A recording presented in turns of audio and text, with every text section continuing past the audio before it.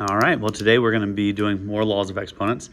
Today we've already done power of a power. We did product of powers, and today we're going to do quotient as well. And so we're going to add that one in. And so we've gone over this one. We did this one yesterday. Now we're going to do this one right here.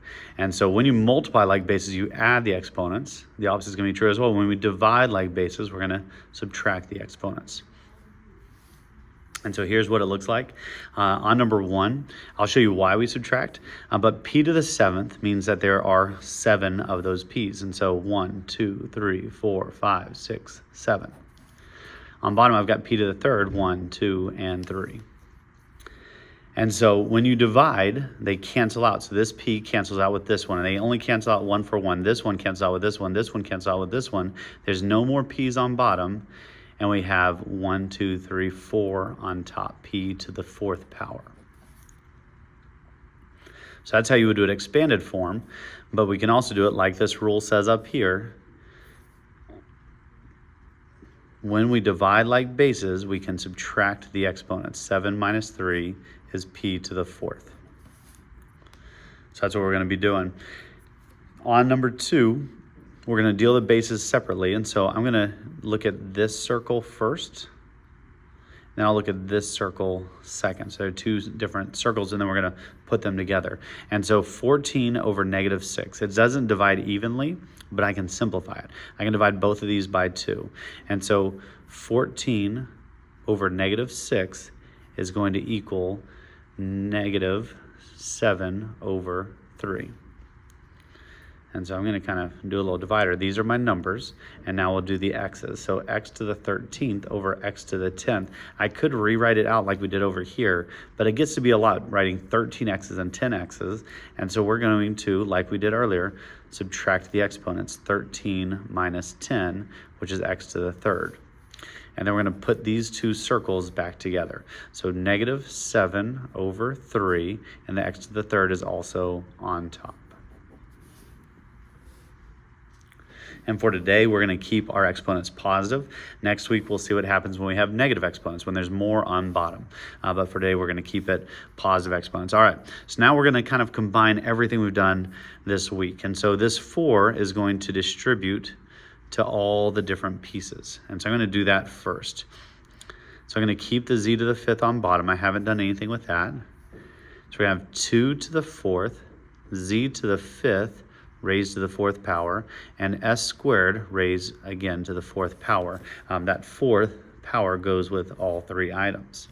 And then I'm going to come down here and keep going. So 2 to the 4th, that's 2, 4, 8, 16. When you have a power to a power, you multiply it, so that's going to be z to the 5 times 4, which is 20. And then s to the 2 times 4, which is 8, over z to the 5th.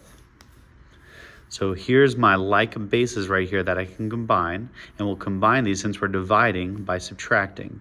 And so I'm going to have z to the 20 minus 5, which is z to the 15. So we're going to have 16 z to the 15 s to the 8th.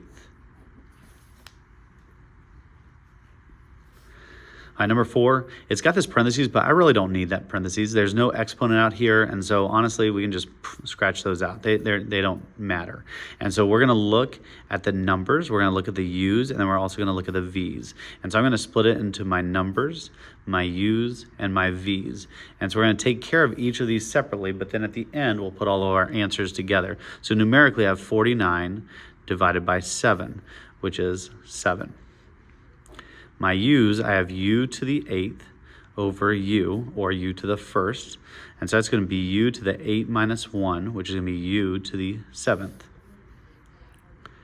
And then lastly, my v's, I've got v to the 6th over v, or v to the 1st, which is going to be v to the 6 minus 1, which is going to be v to the 5th. And that's my final answer.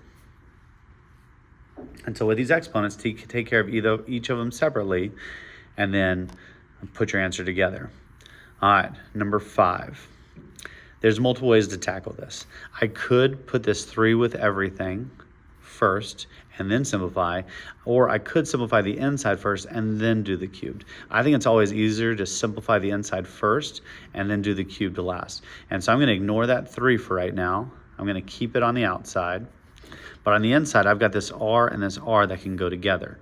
So that's dividing like bases. So we're going to subtract the exponent. So 3 minus 2 is 1. So we have r to the first on the outside, and then negative 2 is going to stay on bottom. Don't move it. It stays on the bottom. So now this 3 is going to go with both items. So it's going to be r to the first raised to the third over negative 2 raised to the third power. So power to a power, you multiply. 1 times 3 is 3, so r to the third over negative 2 to the third is negative 2, which that's going to be negative 2 times negative 2 times negative 2, which that's going to be 4 times negative 2 is going to be negative 8. That's the final answer. Number 6, again, I like to work my way inside out, so I'm going to ignore the 2 for right now. And we're going to simplify the inside. On the inside, I've got these numbers, negative 3 over 9. I can simplify that to be negative 1 over 3. My x's, there's only these x's on bottom, so I'm going to keep the x's on bottom. My y's, I've got y's on top and bottom, so when we divide like bases, we subtract the exponents. 3 minus 2 is just 1. All right, and so now to keep going, this 2 is now going to go to all 4 items on each of the top, each of the bottom. And so I'm going to rewrite it over here. So we're going to have negative 1 squared, y to the first squared, 3 squared, and x squared squared. So that squared goes with everything. When you have a negative times a negative, that becomes a positive. I don't have to write that, but I can write a 1 if we want.